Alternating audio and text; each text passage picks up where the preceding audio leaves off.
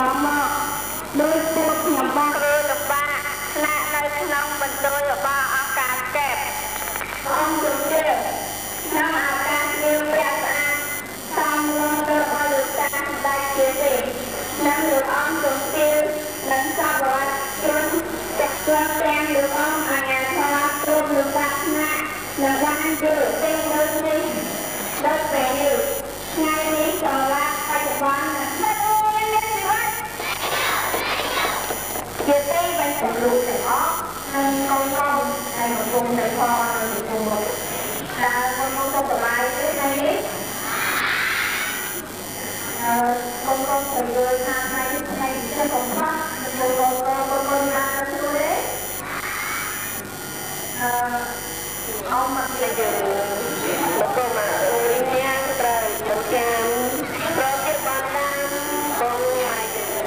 លោកគ្រូអ្នកគ្រូលោកគ្រូលោកគ្រូអ្នកគ្រូលោកគ្រូក៏បានសម្លាញ់ដើម្បីនៅចូលមួយតែមួយគឺការសិក្សាចំណេះវិជ្ជាជំនាញកំពុងមួយតែមួយគឺការចំណេះវិជ្ជាជំនាញកំពុងយើងមានអត់តែមួយយើងមានអត់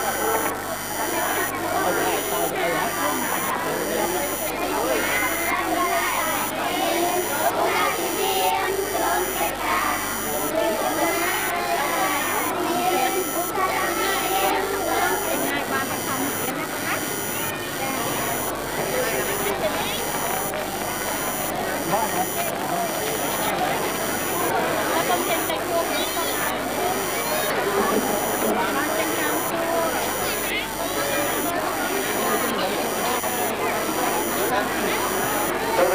Ghiền Mì Gõ để không bỏ